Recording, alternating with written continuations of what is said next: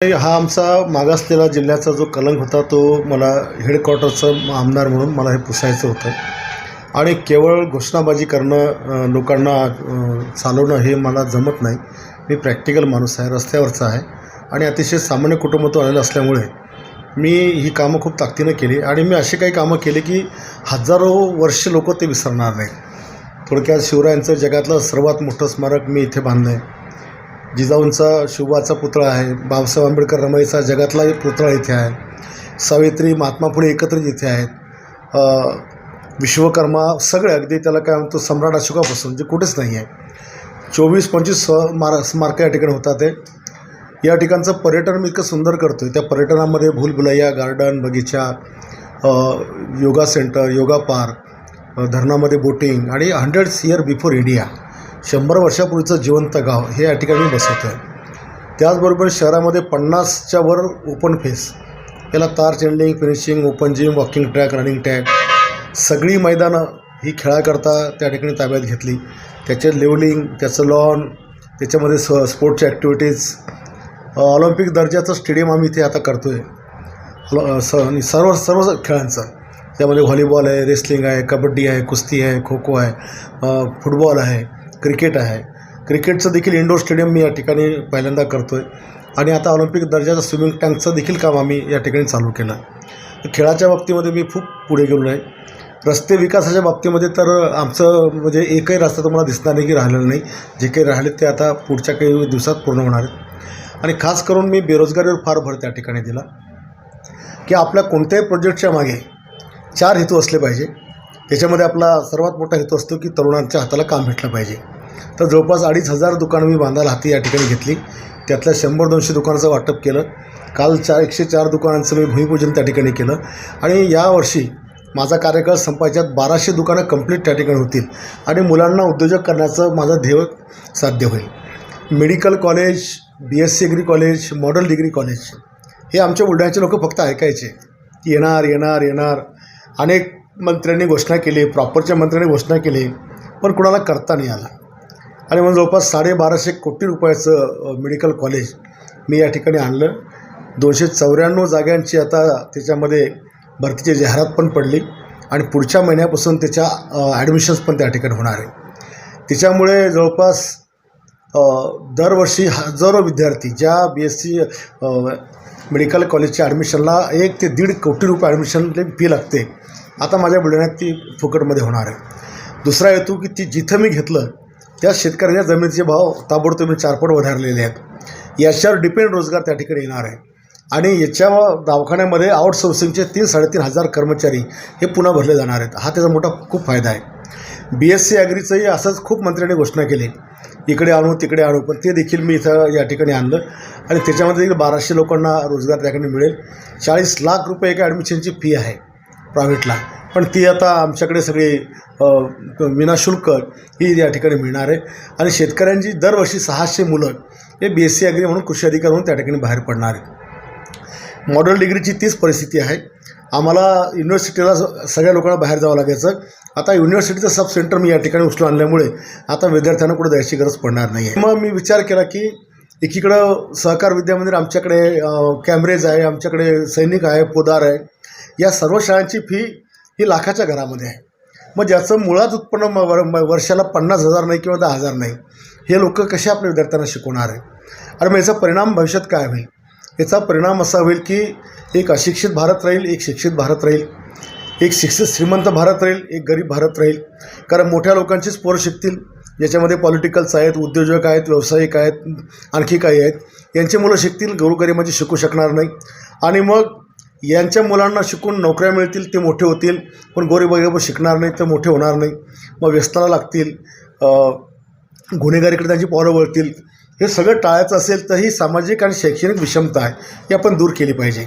आणि म्हणून मी शहरामध्ये 30 शाळा, ज्याच्यामध्ये 280 विद्यार्थ्याला पहिल्यांदा मी नर्सरीला त्या ठिकाणी स्टार्ट केलं. आणि मी त्या लोकांना सांगितलं की तुम्ही पण तुमच्या मुलांना भविष्यामध्ये IAS IPS कलेक्टर SP म्हणून पाहू शकता. आपण याचं शिक्षण स्टार्ट करा.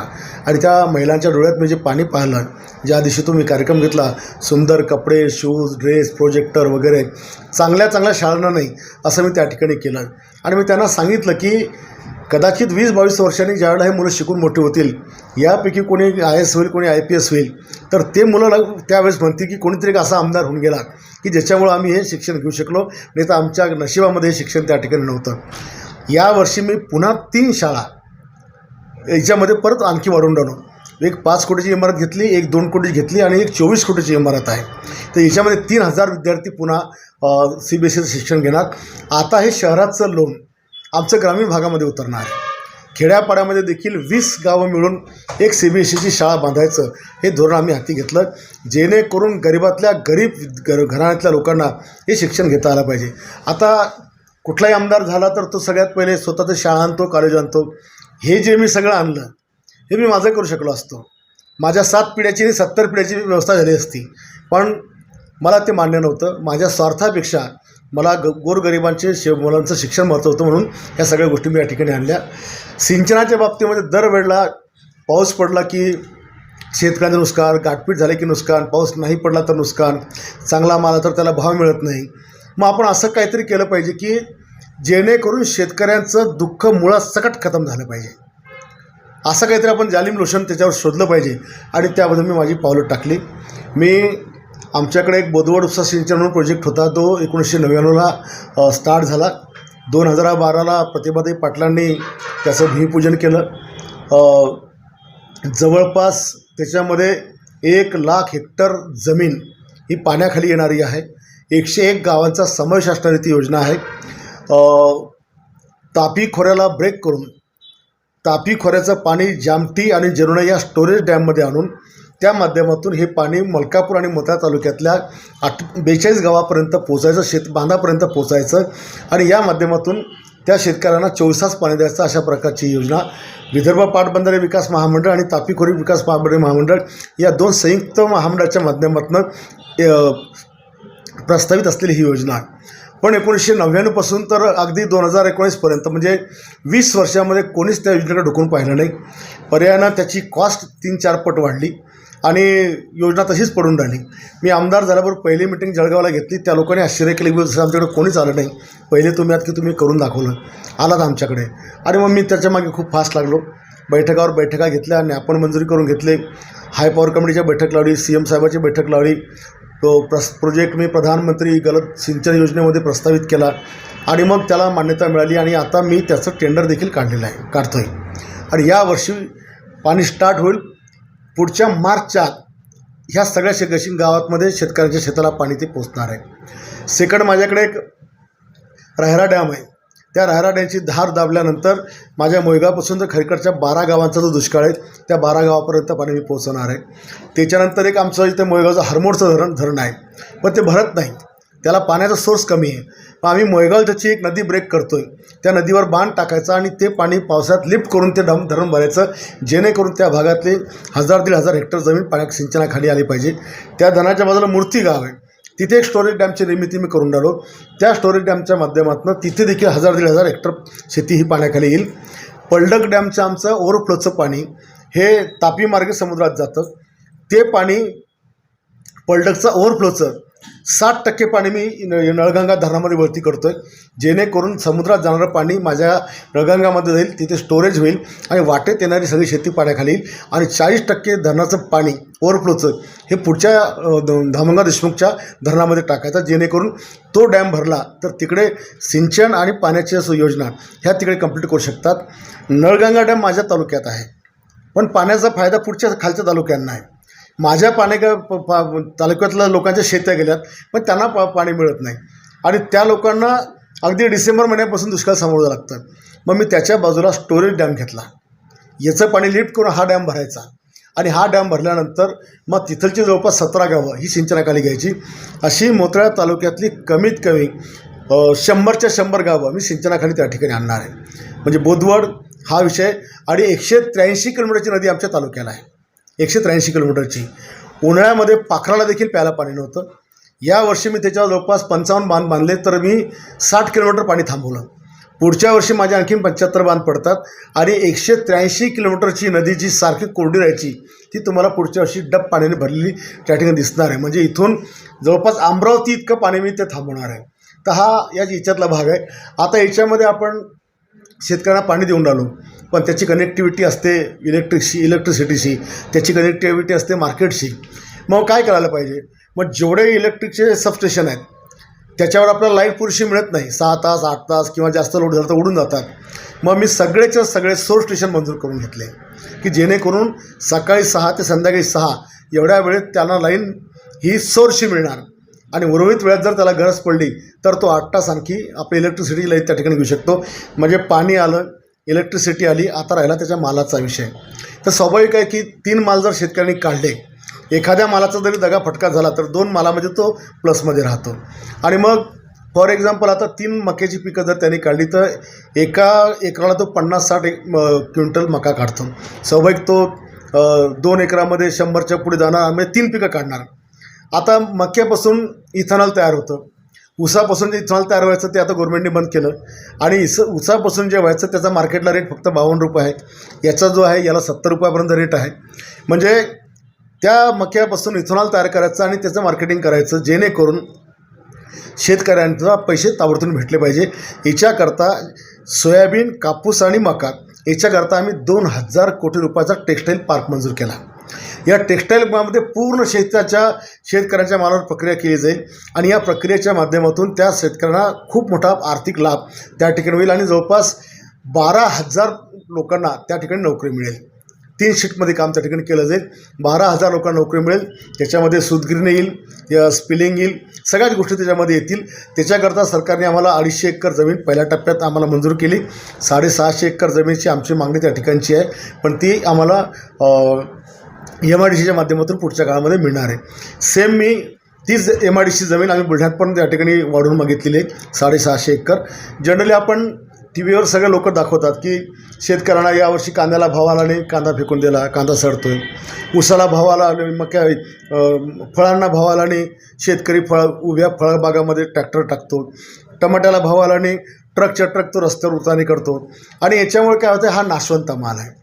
आता आम्ही आज रविवारी आपण बघा बाजारामध्ये जो शेतकरी भाजीपाला आणतो सकाळी सकाळी तो चांगला ताजा असतो, गिऱ्हाईकं तुटून पडतात आणि दुपारी थोडा कोम असतो, संध्याकाळी एकदम कामातून जातो.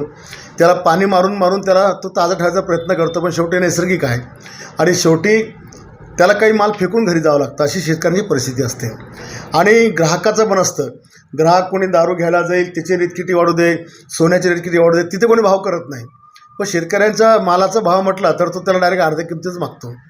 आणि म्हणून हा माल नाशवंत खतम होणार नाही आणि शेतकऱ्याला माल फेकायची गरज पडणार नाही. आपण असं काय केलं पाहिजे? मग आम्ही ठरवलं की आमच्या येळगाव धरणाखाली आम्ही एक फूड पार्क करणार 100 कोटी रुपयाचा. हा फूड पार्क काय आहे? साधारणतः शेतकऱ्याला भाजीपाला पिकवायकरता 3 महिन्याची मेहनत घ्यावी लागते, 3-3.5 महिन्याची. त्याच्यात त्याचं बियाणं लावणं आलं, त्याची मशागत आली, त्याचं पेस्टिसाईड आलं, 3 महिन्याची त्याची मेहनत आली, कापणी आली, ट्रान्सपोर्टिंग आली.